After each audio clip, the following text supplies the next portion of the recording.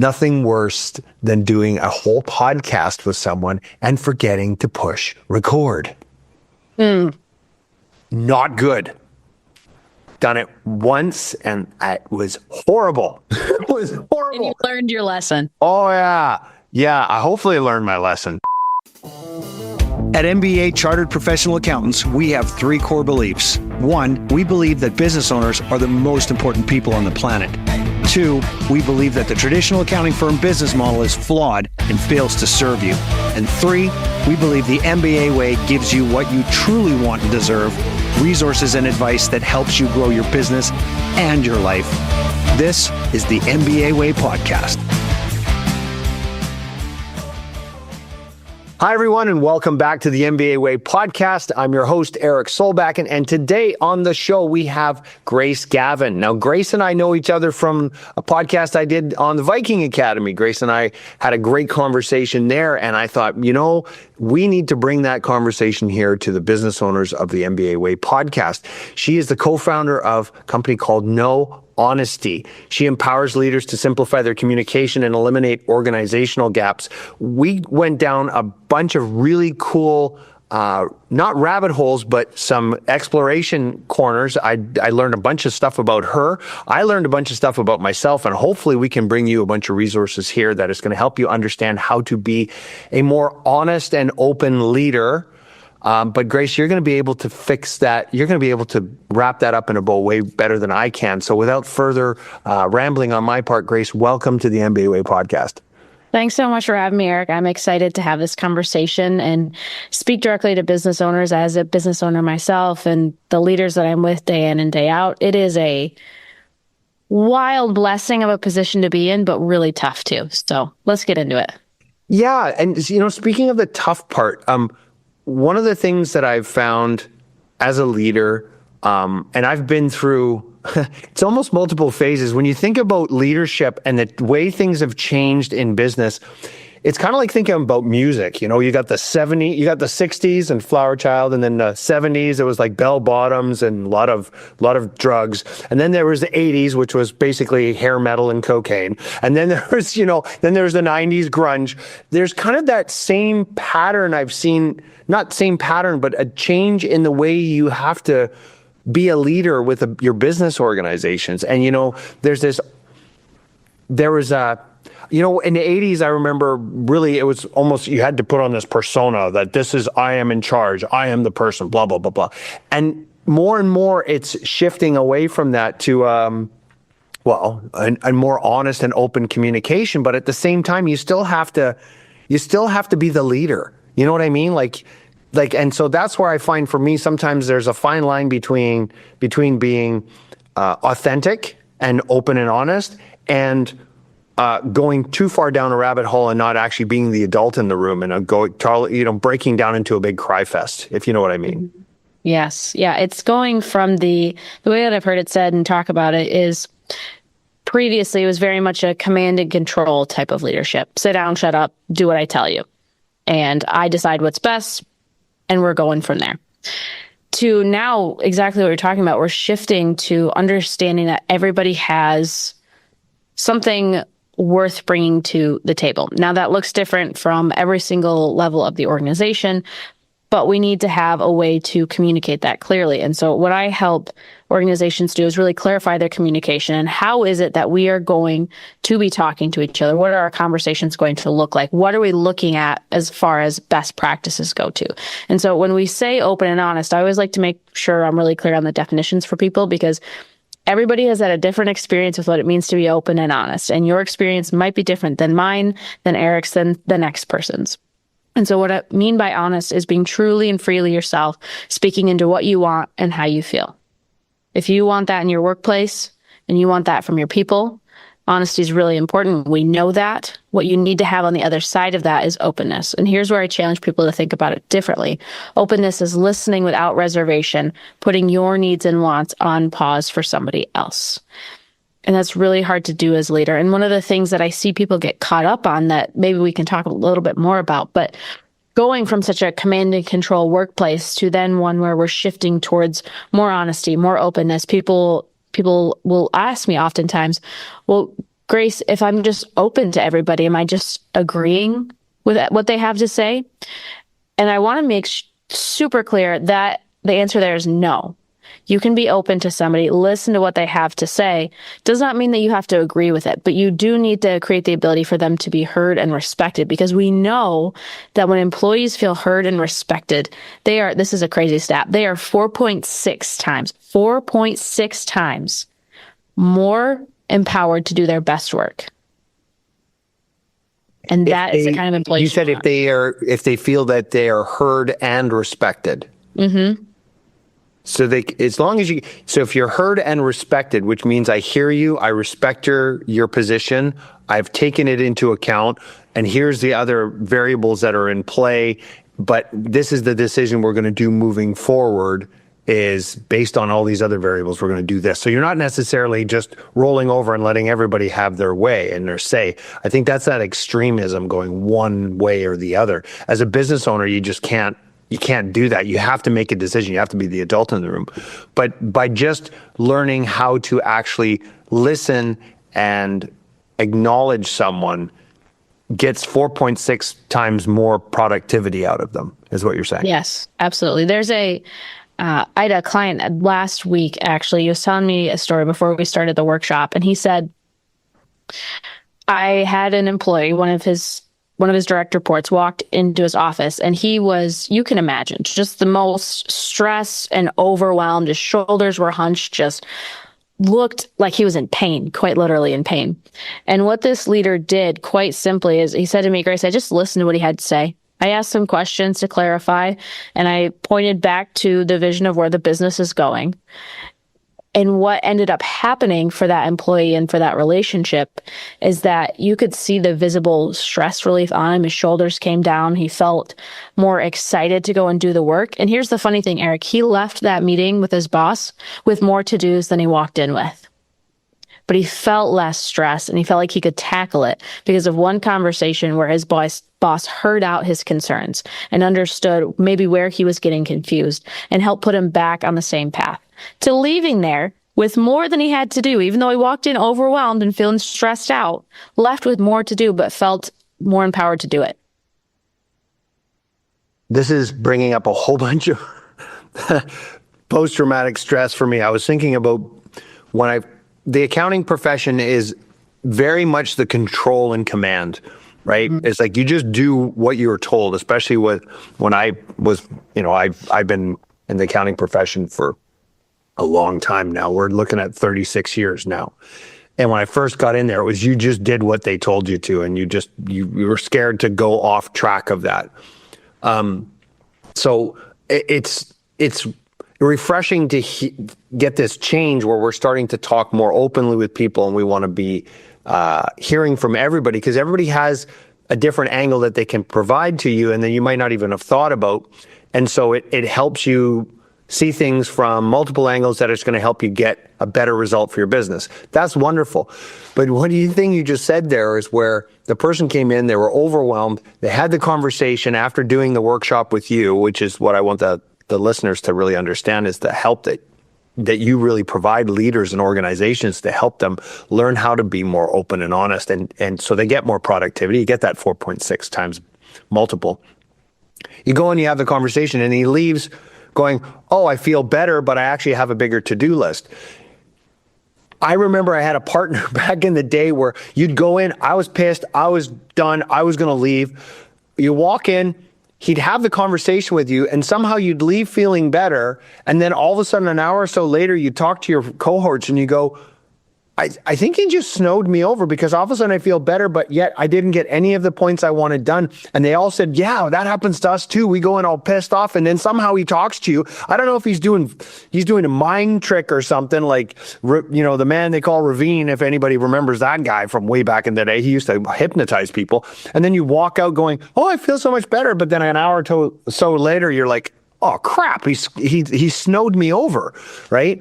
But I'm assuming the guy you were talking about actually was feeling better and was feeling more empowered to take on more work, and not feeling like he was, duped afterwards. Yeah, that's the power, I think, of collaboration and conversation really is that if I try to come up with a solution for the business on my own, it is not going to be nearly as good. I know this for a fact than if I do it with my business partner. And then if we do it with our entire team, now we have a smaller team, but still, because everybody comes to the work with a different perspective. And sometimes you just need somebody to bring you back to that 30,000 foot level of where is this business going? Because our employees can get so stuck into this is the day to day. This is, I got to get this done. I'm stuck with this. This is terrible. You help them zoom back out and say, look, this is what we're doing here. This is what we're excited about. Now, if that employee is not excited about that and not interested in that, then you have a culture mismatch, and that's a different conversation. Right. So for the listeners here, because they haven't had the luxury of me having had a conversation with you already, like on the Viking Academy, we had this podcast to understand it. Okay, let's do a little fallback, or let's go back in time here and tell me what spurred, first of all, what is No Honesty? Okay, your organization, explain what that is. But then I also want to hear, how did it come about? Like what was the catalyst that made you go, oh, this is a thing, and now it's turned it into the business that it is today? So we'll kind of step backwards and start with that. Yeah. Absolutely. So No Honesty, KNOW, by the way, for the listeners, it's really important. It is a play on words. We do that specifically, but No Honesty is designed to help teams and organizations get their communication to be simple, tangible, and implementable. So when you're looking at what do we even do here? We spend 88% of our week communicating as most knowledge workers, 88% of the week. But if you're not doing that well, and if you're not training your people around that, then what are you getting? You're getting the lowest common denominator, which is often not great because people don't regularly go through communication training. And so that is what we're focused on, No Honesty, helping organizations do that. Now, it's myself and my business partner, Ken Bogard, fantastic guy. If anybody ever gets the chance to meet him, they'll know what I'm talking about. And there's a myriad of different, I'll say, experiences in both of our lives between us where it built up to where the business came out of it. The big catalyst for Ken and I is that we were working with teams implementing EOS. If anybody's not familiar with EOS, it's the Entrepreneur Operating System. Fantastic, proven system to run your business on. And working with these leadership teams, there was a small, I'll say rare percentage of them that would implement this system, and they would just take off. They would have amazing returns. It just felt so, I'll say, almost easy for those teams.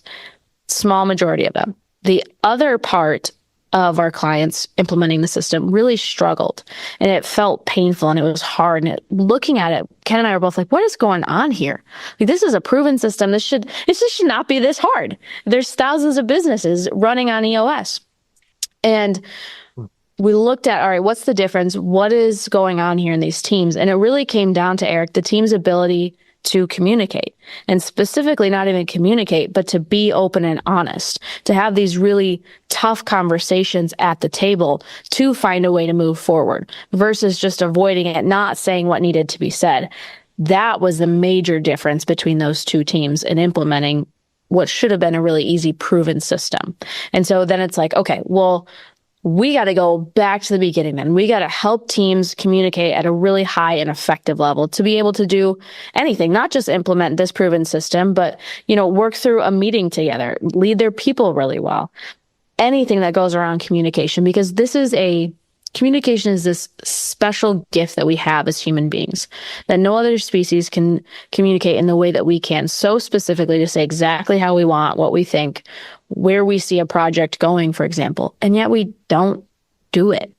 For a majority of businesses, we just don't do that. I was just talking with a client not that long ago that they were implementing a huge project, and they had a leader at the helm of it that they didn't know that she wasn't being honest. She kept telling them, it's going great, it's going great, it's going great. Meanwhile, they were losing millions because it was not going well. This is a larger business.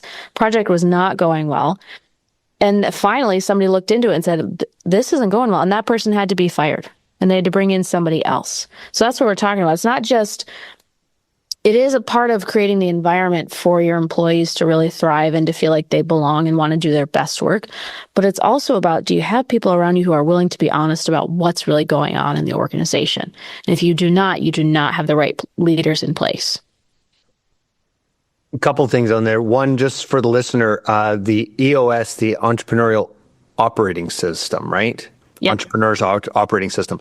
MBA, we actually use it, and it's fantastic. It's so just made me realize that that's probably a future podcast. I should probably talk about EOS because yes, I want to share that resource with our listeners here so they can access this because it's incredibly powerful. But here's the point, and I love what you brought up here, Grace, is that it's not going to work unless you have proper communication. So actually, in order, you need no honesty first, then EOS. So you know how to actually have the right conversations. So I'm kind of just planting that seed there. The other interesting thing you said that kind of triggered my imagination, which is a bit of a play on words here, is that the humans, we're the only species that has imagination. Like we can create these new ideas and thoughts, and that's part of the whole. That's a part of the way we actually communicate with one another is using our imagination. We come up with ideas that look or feel like this, or it's kind of like that, or here's this new thing I'm thinking of. You don't see birds out there creating, scuba suits and going under the water, right? Like that just doesn't happen, right? Bird does bird things. It just goes, woodpecker goes over and pecks on the wood and goes, I'm a bug, yum. And it doesn't go, gee, I really love to go swimming with the whales. I wonder if I should get a scuba suit and go do that. So, as much as, and I'm just going to put this into my own experience, especially being in the accounting industry, like very more traditionally dry control and command, numbers have to be right, put numbers in boxes, right place. And I was never one to ever want to go in, shall we call it the touchy-feely part of business, which is what we're talking about here and having these open and honest conversations and how you actually do proper communications. And even when I went through this, the accounting program, the professional body, we didn't do any communication courses. They didn't tell you how to talk, which is complete crap because you got to work with business owners and you have to know how to talk to them and how to communicate these really complex conversations, these tax laws, and then disseminate it down into something that the business owner goes, oh, okay, that's why I have to do this so I can get that. Yeah, that's like really get it down to simple terms. So accountants are really bad at communication. Like I got to say that right now, just from the get-go, being one and having gone through it, I know how bad we are with communicating. So we could really use some help in this. But then taking it to the level of what you're talking about is bringing it to a level where you're actually opening yourself up more and exposing yourself, because being open and honest is telling someone else, hey, maybe I don't know this. That's probably the biggest thing an accountant could ever do is if the client comes in and asks them a question, they're like, the accountant goes, and they try and pretend they know what they're doing. I was one of those accountants who just say, you know what? I don't know the answer to that, but I know where to find it. And so I'll go get it. Right? That was being me and open and honest. I think with a lot of accountants, it's hard for them to say, oh, I don't know. Mm-hmm. Like it's that fear of saying, oh, I don't know. And I wonder if it's got to do with that original control and command system that we've been under for so many generations. This is something, it's so interesting that you bring this up because I think it's part of that too, but I also think it's about how we frame experts in our society today. We expect the experts to know everything about their field. That's pretty unrealistic. Like if we're thinking about accounting and all that goes into it and the tax laws are changing, like I don't even know exactly what I'm talking about, but I know there's a lot of change that goes on in that industry. There is no way that you can be an expert that knows everything, but we have this expectation of experts that they know everything. Whereas I call myself an open and honest expert. And I had somebody challenge me on it one time. They said, Grace, how do you know every single thing about openness and honesty? And I said, I don't, but like you're saying, I know where to find it. And I'm happy to tell you that I don't. And I'm happy to tell you that while I am the expert in this and I know best practices, I still fail at it. I still don't get it perfect in all of my relationships. And there are times where I have to go back. And I think that's the issue is these experts, we think that they have to know everything.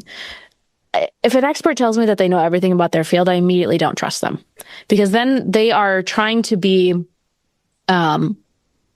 what's a good word here? Like above human. They're trying to have so much knowledge about something. I trust the human being that says, look, I don't know everything, but I can find the answer for you and I'm going to do my best for you. If you say you know everything, No, there's no way that a human being knows everything, even about a specific topic that you've been in the industry for a really long time. There's constant change. We know that. That reminds me of a thing that I used to tell clients right away when they came in the door, and I would talk to them and they would be like, well, I already had a professional over here and they screwed this up and screwed that up and screwed up the other thing. And I said, well, you know the definition of a professional? A professional knows what they don't know. Mm-hmm. Right? A professional knows what they don't know. You have awareness of where you're blind. It's the non-professionals that are the dangerous ones. It's those accountants and tax people that are just, oh yeah, I know it all. I got it all together. Well, they're the dangerous ones. They're going to cause the problems because they don't even know where their blind spots are. And I would imagine that no honesty and the model that you're talking about, it's if you're not aware of where your personality flaws or where your personal blind spots are, you don't know that maybe you're communicating wrong with people. Mm-hmm. Yeah, and that's part of one of the resources that's free on our website is the assessment. And it'll give you your real-time data on your ability to be open and honest. For that reason, Eric, it's really a self-awareness tool for leaders to say, look, this is where these are your numbers right now. This is how your team is experiencing you. And within the results that people get, we take it a step further and there's more information in there. And one of the things that we share is our open and honest model. So for listeners, I just want you to picture a 2x2 model. On one side, we have high honesty, low honesty. Other side, we have low openness, high openness. And what we're really looking at in the open and honest model, and when you take the assessment, it'll plot you on where your results land you. But what we're really answering there is, what is it like to experience somebody in each one of these quadrants? And so I go through with my clients each one of the quadrants and we understand, all right, where are you right now? Where is this team? And then for the teams that are ready, I take it a step further and I say, all right, let's talk about power dynamics now, because leaders, because of the society that we're in and because of that command and control type of leadership that we're still coming out of and have residuals of, leaders tend to get perceived as having a high level of honesty, but a low level of openness, which means that we experience these individuals as being aggressive, defensive, arrogant, and disregards others. It is where leaders get put more often than not, which is unfortunate because there's a lot of leaders out there who are trying to do their best, but just by nature of the power dynamic and the residual command and control is where people get put. Now, kitty corner from that in the high openness but low honesty is where we tend to put people as we go further down the organizational chart. And we experience those individuals as being passive, stagnant, indecisive, and insecure. So now you've got this power dynamic going on where leaders are up here, they're perceived as being aggressive, they disregard others. The people underneath them, they perceive them as being passive and stagnant. And so now the question is, how do we move into that upper quadrant where we have high honesty and high openness going on, which is where we perceive individuals who are engaging, high trust, clear and actionable with an ease of communication. Where we all want to be, where we all want our teams to be, that's high performing, that's the best of the best. What that means is that leaders have to go first and they have to move first. They have to bring in more openness into the conversation. And for some leaders that I talk to, that's really hard to do. They say, why do I have to go first? Why can't my people just be honest with me? And I have to look at them and I have to say, look, it is the role of the leader to go first. That is what leadership is. That is a responsibility that you have accepted. And if you're not willing to do that, I need you to consider, are you really ready to be a leader? Are you really ready to take on what it means to lead people today in the world? You'll see me, if you're watching the video, you'll see me writing down feverishly because I think that's the one liner I'm percolating on right now. The role of a leader is to go first, which is by definition the leader, because the leader needs to be at first. But it just, when you said that, it's like a bell went off in my head. I went, the role of the leader is to go first. You need to be the first one. You need to be more open and honest. If you want your team to be more open and honest with you, you need to be more open and honest with them. Sorry, we went right off track here. So let's go back. Let's get back. Yes, yeah. Let's get back. Okay, so no honesty. So you come in and you help organizations. So in this case, like 4.6 times increase their productivity of their team and the flow of information by helping people understand how to be more open and honest, and why that, first of all, understanding why it's better to be more open and honest in the organization, where they actually fall when you do the assessment tool, where are you actually falling? And then here's the steps you can take to improve yourself to get you into that upper quadrant we talked about. Did I just kind of summarize what you do? Okay. Yep. Where did this come from? Like where did you start with it? Like, you know what I mean? Like, because, I go like, so you're here doing these assessments, like what spurred this on? For me, it's interesting because I always you look backwards at your life, hindsight's 2020, right? And how do I end up where I am today? And I grew up as the last of 8 children on a dairy farm. And so family business is what I grew up in. And as the last, there's probably some birth order expert that could tell me more about this, but as the last, I was always looking at, okay, what's going on in the room? Where's the interaction happening? And I find that that's really helpful for the work that I do today as a facilitator, because not only am I leading the conversation, but I'm also looking, okay, who is getting this? Who's struggling? What's going on with this team? Like, what's the historical struggles that have been happening here? And growing up in that family business, it just, as a kid, I remember it feeling really chaotic. Like, why? What is going on here? This cannot be how other people run their businesses. Then I get out into the professional world and, oh my word, this is exactly how people run their businesses. And it's just, who's doing what? Where's going on? I thought that was done. We're not doing that till next quarter. What is happening here? And it just felt like we're spending so much time worried about, how am I being perceived? How is this going to land? What are they thinking? That it's taking away so much energy that we could be putting towards reaching these ambitious goals that we have as an organization, or maybe not even ambitious, but the goals that we need to keep this business afloat.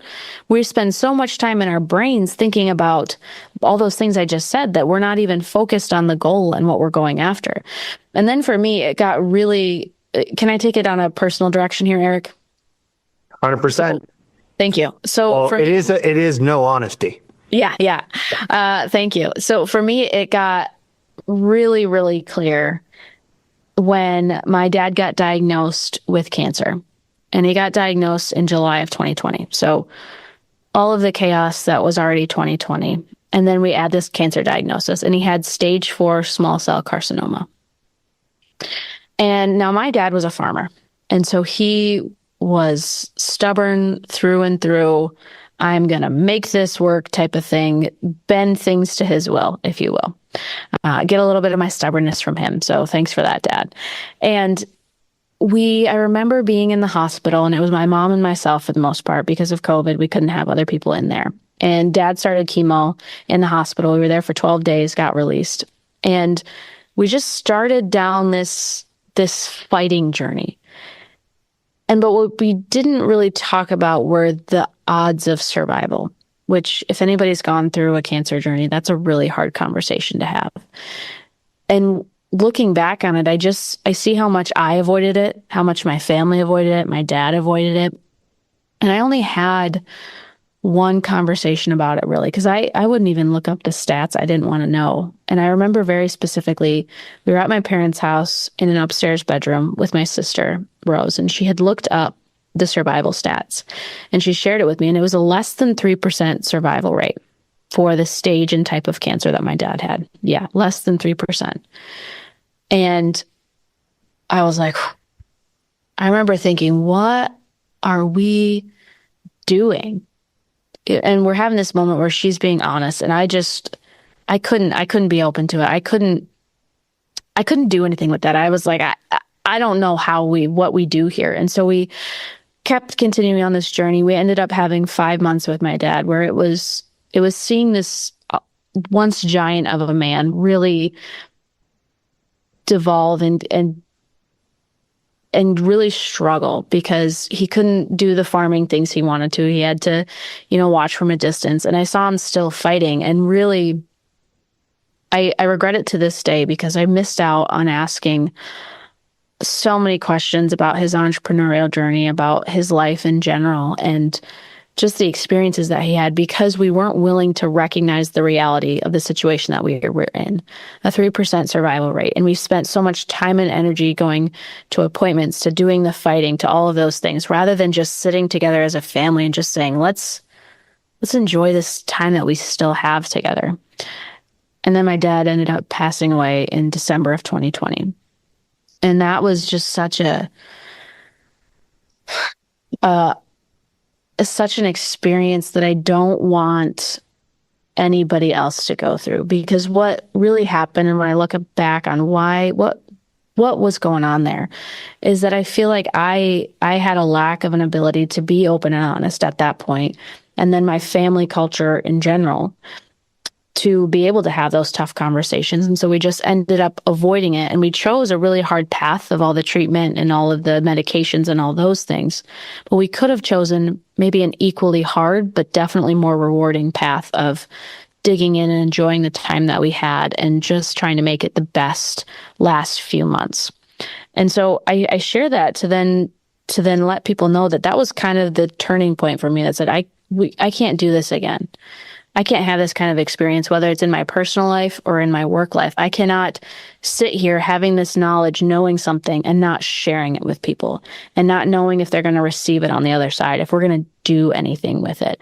And then that is really when building No Honesty and bringing this world to the work kicked into high gear for me and for our organization. Thank you for sharing that. This message has been coming across my awareness a lot lately, especially in the last couple months, is the fact that we don't acknowledge the fact that we're all actually going to die. Like, I had a conversation with someone who said, if you knew today, I was having a conversation with one of my coaching clients. So I was working with this business company, and I'm talking to them, and I said, if you knew to a fact that you were going to pass away in 6 months, would you be doing what you're doing right now? And they said, no. I said, if you knew in 2 years, you knew you were going to go in 2 years, would you be doing what you're doing right now? They're like, no, I would do something totally different. But it's almost like we're not being open and honest with ourselves as a race, as a human race, that we don't go, hey, this is temporary, guys. Mm-hmm. The whole thing is temporary. Like what you and I are doing right now, we just get to do this little dance together for a little while and then it's over. Mm-hmm. If we actually spent more time just being aware and honest of the fact that this is just a temporary existence, we might just squeeze a little more joy out of it. We might not be so mean with one another. And so I've been picking up on a lot of that in my personal life. There's been a bunch of stuff going on with our house and some other stressors with family members and some sickness and people my father-in-law had a stroke and we've got a finite amount of time here. So thank you for sharing that, because it's like, it changes the perspective on what really matters. Mm-hmm. Right? It really changes. And then you go, let's really enjoy the time that we do have. And it doesn't become, even though we're talking to business owners here, you have these wake up calls. It's like, it's not all about accumulating a bunch of wealth. If you can't actually enjoy it with the people you want to enjoy it with, what's the point? Yeah, absolutely. That's a conversation that we have in our own business of where do we want to grow to and why? What are we going to do with that? If we raise our rates, what does that mean? Well, that means that we can give back more to our community. We can spend more time with our families because we're taking on less clients, or we can help them unlock more freedom in their lives. All these different conversations. And I think that for me, what it really unlocks, Eric, is just how the finite of our time means we don't have time to waste beating around the bush or to not be honest with people, because we don't know what that could unlock for them. Like if you're thinking about maybe you're a business owner and you got an employee who's not performing well, or they just don't quite seem to get it, but you're just letting them stay and hang on because it's quote unquote easier than firing them or letting them go. Well, not only are you holding yourself back from finding somebody who could really move your organization forward, but you're also keeping them stuck in a job that they probably don't entirely enjoy because they're feeling the exact same way. So I think that is something that let's not waste time not being honest with people, because we don't we don't know how much time that we have, but we do know it ends at some point. And so to waste time, to pretend to be something that we're not, to say that everything's fine and it's really not, when we have an opportunity to change and to do something different, is crazy to me. And in that world of business, we spend so much time with the people we work with, like an inordinate amount of time. Like the amount of time you spend with people that you work with is almost, and I don't know the stats on this. It depends on what you're doing from a business model perspective, but you spend like an equal amount of time with the people you work with as opposed to your children. Or like, if you're going to be spending time with this much time with these people, would it not be more enjoyable to be open and honest with one another and help each other through the process of life? Like being like, let's help each other not only grow as a business, but grow as individuals.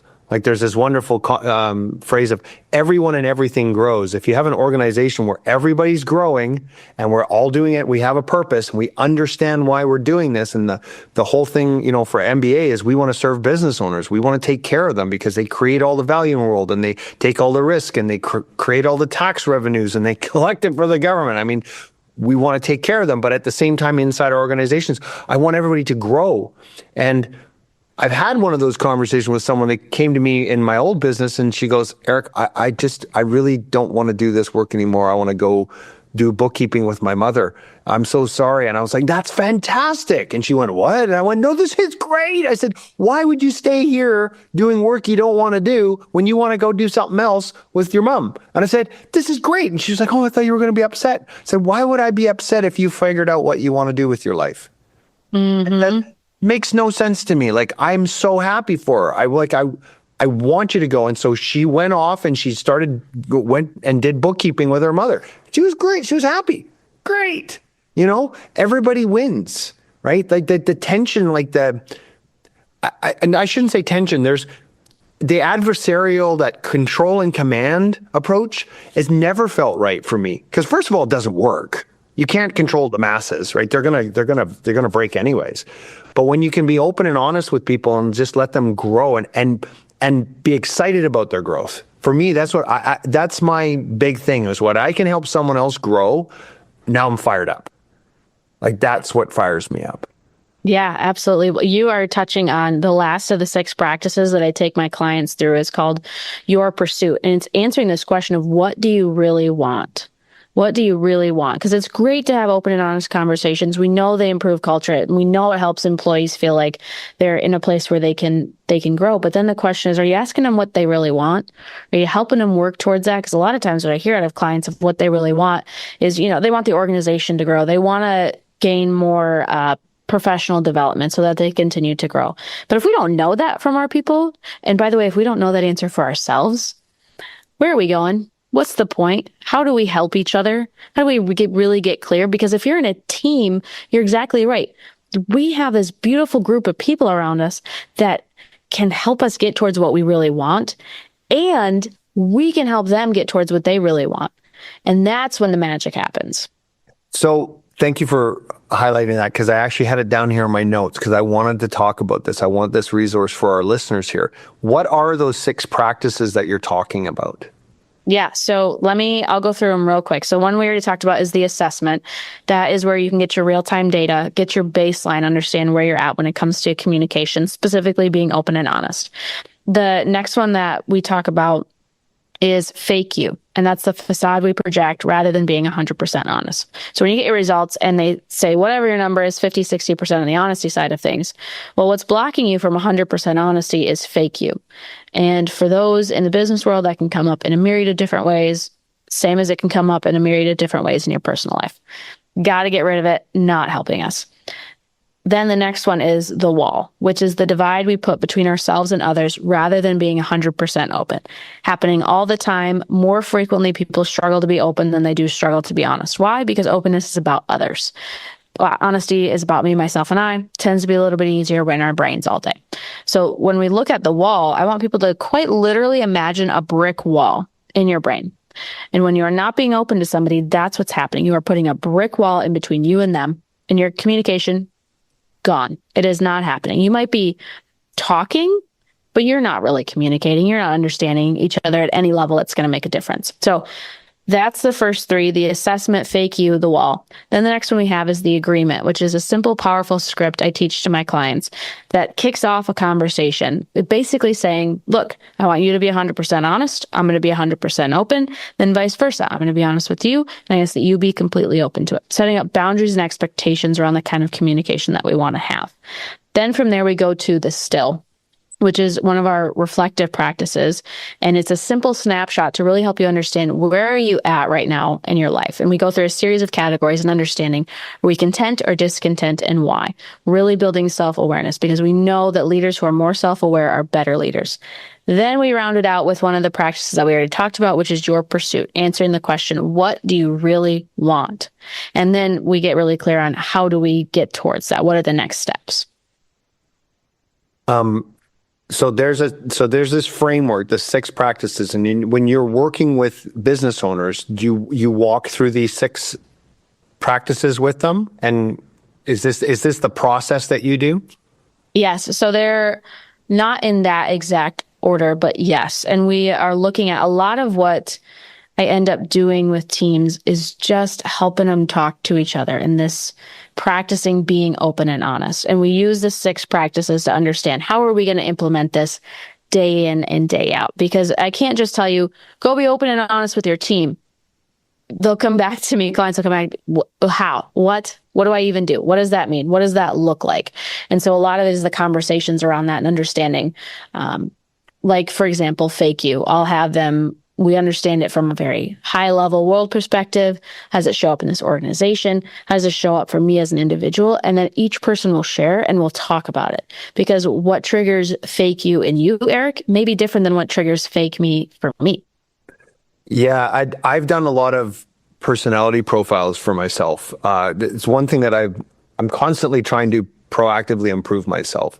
And one of them is, there's the print, which is it's your unconscious, subconscious motivators and the things that actually drive you from a subconscious level. Our entire team at MBA have done these personality profiles, and it's amazing when you finally go, oh, when you do this, it triggers me, and then it brings out the bad side in me, and then you do that. And then I had this great conversation. I watched the team members talking to one another and like, oh, that's why when you said that, it pissed me off. And then all of a sudden they have these aha, because they realize it's not personal, it's just a person's personality. Right? Mm-hmm. It's that personality. So when I see that, I go, I know for myself, like, one of my unconscious motivators is to be perfect, correct, and right. Well, that's really good when you're trying to be, very detail oriented, but it can come out as overly serious or critical or condescending if I get triggered the wrong way.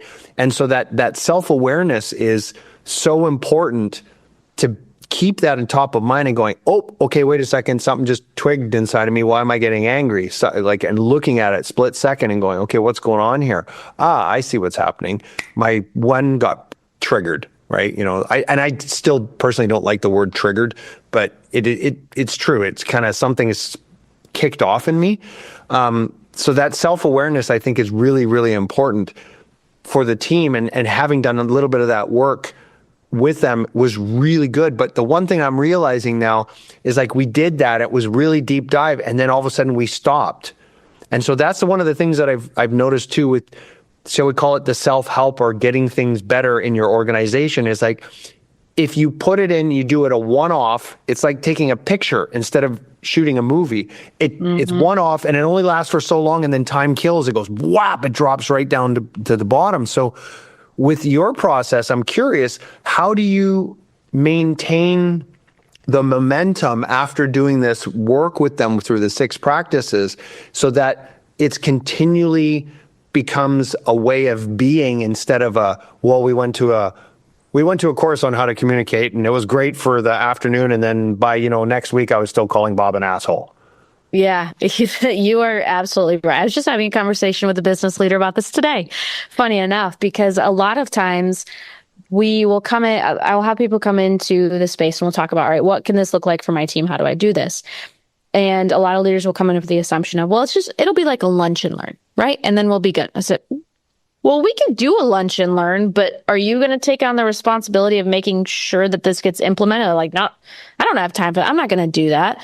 And then, okay, well, then we're going to have diminishing returns. And we know that people are just going to return back to their old ways really within a week. And so what it looks like for me is I'm doing at least 2 workshops with clients. And I say at least because even 2 is not quite enough. So it's a series where I'm seeing clients for the most part every month for the first 3 months.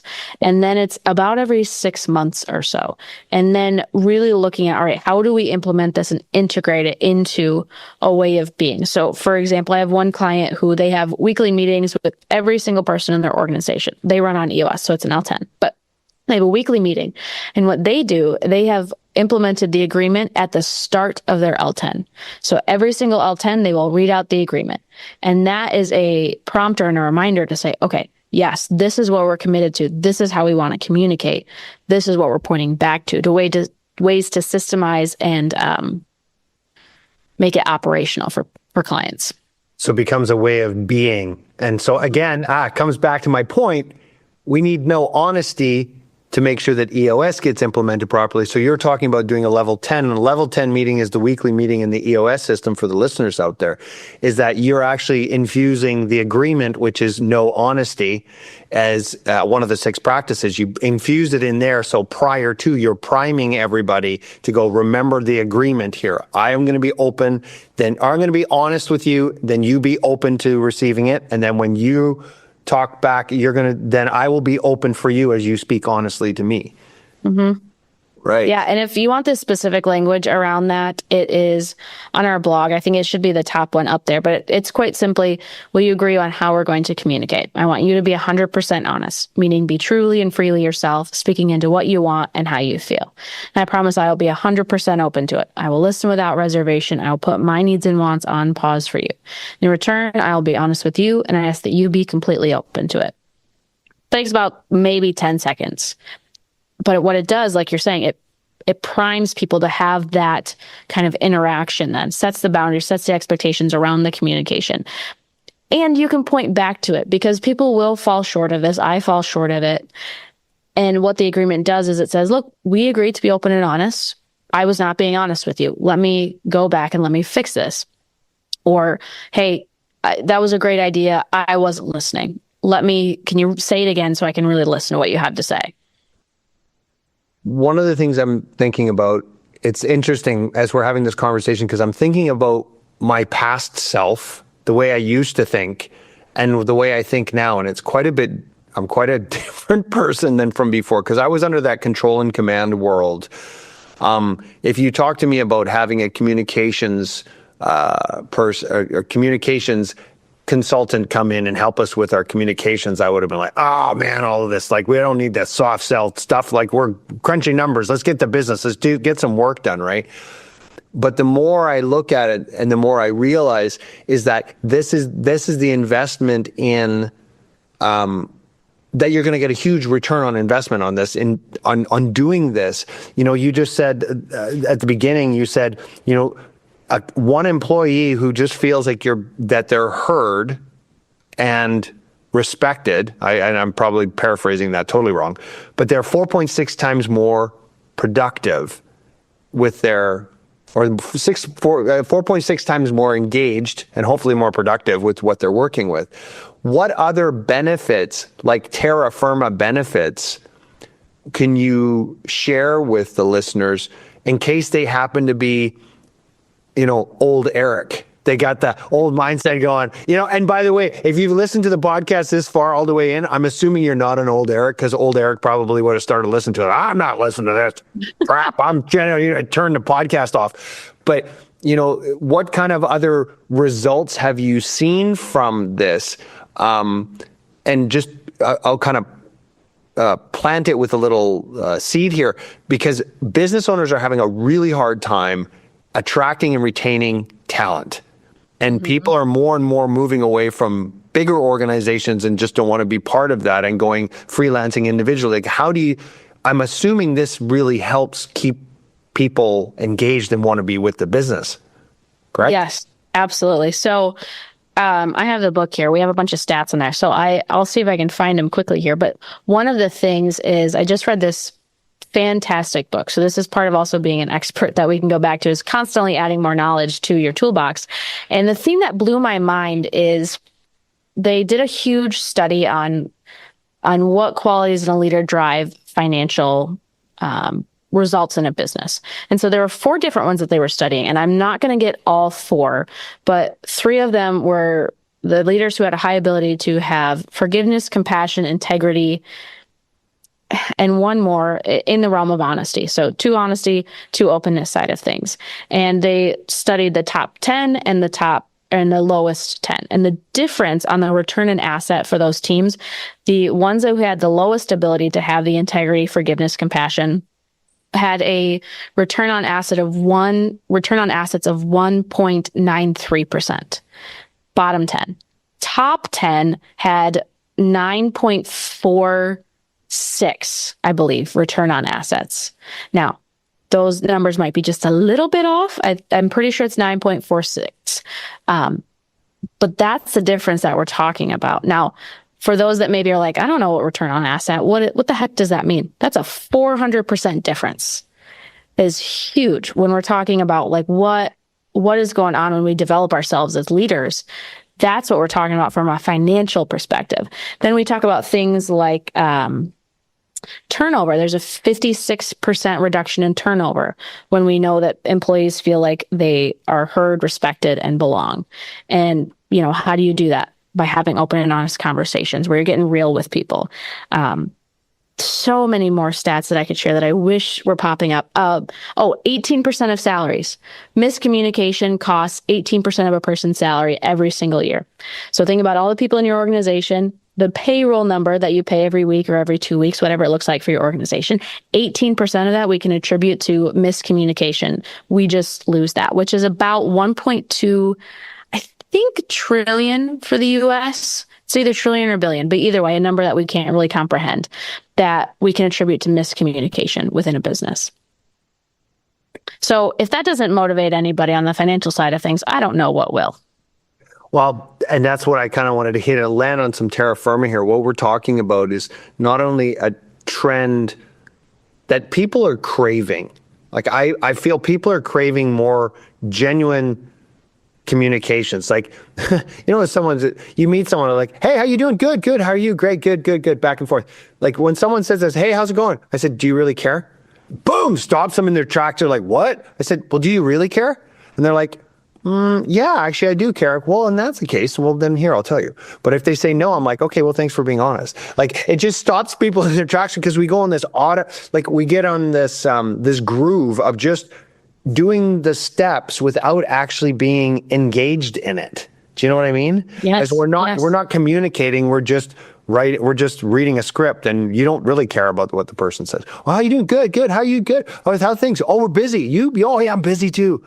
Mm-hmm. Oh, why but I don't know why busy is a badge of honor, because I think that's bullshit. I think a badge,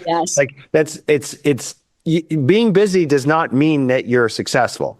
Being busy absolutely just means you're just being busy. And I'm for me, it's about an awakening. It's waking up to like, for me, it's all about purpose. Like, what is the purpose of all this? Like, why are we doing this? And that's why I love what you have here with No Honesty, is that there's a backstory of what you experienced with your father and going through that pain personally. You understand it. So you have this purpose to help organizations communicate with each other so that they can have all these, like I said, all the ROIs we talked about, but ultimately it becomes a better place to work at. Like how you got a win-win-win scenario here. Like everybody. Mm-hmm. That's why when we first met, I loved hearing about it. I was like, oh, we gotta have a podcast on this. And I'm like, we got to do it on the MBA way as well. Yeah. Because what you're talking about too is attracting people. You said a little bit earlier that the talent issue going on. Well, people want to work in organizations that are open and honest. And there are so many different ways that can be said, right? Winning cultures or where they feel like they belong. But it really comes down to, do you have somebody who's willing to be honest with you? Do you have somebody who's willing to be open to you? And then vice versa. I think it's as simple as that. We overcomplicate things. There's so many different consultants out there who want to come in and tell you all of these different 10-step process and all the things. And those have a place. But if you're a busy business owner who's just trying to make it through the day, I'm trying to give you 2 simple skills to build. Okay. I'm not expecting you to follow a 10-step process anytime you want to have a difficult conversation. Those 2 skills, bring it back to that. And let me reassure you that you will get it wrong at times. I still get it wrong at times. And that's okay. What is not okay is not trying and not putting in the effort. Open and honest. And this, I'm going back to old Eric here again in my head. Old Eric is like a communications of how to talk nicer to people so they're happier and blah, blah, all the fluffy stuff. And it's like, no, being open and honest is still being able to have a conversation with an employee or a team member who is not performing, who is not standing up to their part of their employment agreement, and having that open conversation saying, look, if you do not step up to this level, and if you can't do that, you have to go somewhere else, or having an exit interview with someone and having to fire them. You use open and honesty and openness in that conversation. So we're not talking about, and again, maybe it's just me, maybe it's just the old Eric that, you know, I'm thinking about, was when we talk about communications, it's about communicating on all aspects of the business. And it's not just about being soft and caring and gentle with everybody. Sometimes people need a kick in the ass, but you need to do it honestly and openly. Yes, absolutely. And that's what people really want. Do you want people around you who are going to dance around things? Or if you're the business owner who are just going to say yes to you? Now, if you want a bunch of people who will just say yes to you and do whatever you want, fine. But don't expect that people are going to enjoy the work or stick around for a very long time. When you have open and honest conversations, they will reveal your faults. And you as a leader have to be able to deal with that and to be willing to recognize it and work on it. Because nobody's perfect, and I don't expect perfection out of my clients, but I do expect that you try, that you work towards it, because what I know is that's how you get to goals faster. When you can have an open, honest conversation, for example, if you're working on a project and you have an employee who's doing a majority of the work, but they feel like they can't come to you and say, I don't have this resource or I don't understand this process, then they will struggle for a lot longer time, meaning there is a cost to their time, there's a cost that they are not getting the project moving forward, and all these other issues, because they feel like they can't come talk to you about it. When you could solve it pretty quickly for them in a 15-minute conversation. But they don't trust that you're actually going to hear what they have to say and where they're struggling, that you're just going to write them off maybe, or that you're going to take the project from them. And now you're adding more to your plate too, while having a person who doesn't understand the project or maybe is underperforming. Yeah. This reminds me so much of the old school accounting firm where, you know, you get into a corner, you got stuck, and it was that balancing act of when do I grind and try and find the answer here, and when do I finally go, oh, it's time to cut bait and go back, ask my supervisor for help? Because, and the funny thing is, in the old school accounting firm, you got in shit for both. Like if you spent too much time on a file and you came back with this high work in progress report that said you spent 3 hours on something, and they're like, why didn't you come and talk to me? And you're like, oh, I'm sorry. And then the next time you're like, okay, I can't figure it out. And then you come back and you ask them, hey, can you help this? I'm like, you should be able to figure that out. And you're like, oh, I'm sorry. Like you can't win, right? Mm-hmm. And it's that stressful trying to live up to expectations, but the bar keeps moving. It's like the goal line keeps moving on people. And when people don't know where the goal line is, they get stressed out. Like I know it with kids, it's like my daughter knows, like she knows where the line is with dad. There's no question. She knows it's there. So she feels more comfortable and knows when to come and ask for help and when not to. But this goalpost moving around all over the place with the old mindset of the accounting firm was horrible. Like because it creates so much unpredictability for people. Yeah. We can't handle unpredictability for a long amount of time. It will, like you're saying, stress us out, make us underperform at that point. And look, if you're clear with people, I think it's Brene Brown. She says, clear is kind. And clear might be some really tough feedback to say, hey, you're not performing. That is the kindest thing that you can do to somebody, rather than walking in and saying, you're fired today. I had no idea. Yeah. You weren't being very clear. It was funny because I had this conversation not that long ago with somebody. I said, I think the problem here with this person we're thinking about, and this wasn't anybody in my organization, just in case anybody's listening, this is nobody in the organization. This was outside of the organization, outside of clients. It was a separate conversation I was having with my wife about this one person. I said, maybe they just don't know they're an asshole. Like maybe this person, they really don't realize that they're coming across as a real asshole. And I said, has anybody had a conversation with them to actually just say, hey, do you realize that when you say this and when you talk like this, you come across like a total asshole? As opposed to going and saying, you're an asshole and blah, blah, blah. I'm like, I think they really don't know. I think they're really oblivious to the fact that they treat people like crap. And I think, walking into an open conversation with that, it makes it so much easier to kind of point it out and say, do you realize that you're being that way? Because I look at my past and I know in my history, in my past, I was acting very untoward in a way that no one would say anything to me. And then all of a sudden the whole thing exploded and I had no idea, no clue what was going on. And then I realized what was going on then. And it's like, once you know, you have to take responsibility for it. So people don't know, they need to, how can they take responsibility for something they don't know? Yeah, it's like the idea of it might not be your fault, but it is your responsibility. It might not be your fault that you're acting this way, but now it's your responsibility. Now that you're aware of it, are you going to change or is this relationship going to shift? Yes. Yeah, because once you know, you can't unknow. You can't unknow. Hey, Grace, where can the listeners find more resources to look into this more, to find out more about the assessment that we talked about, and then maybe how potentially they could work with you? Could you share that with our listeners, please?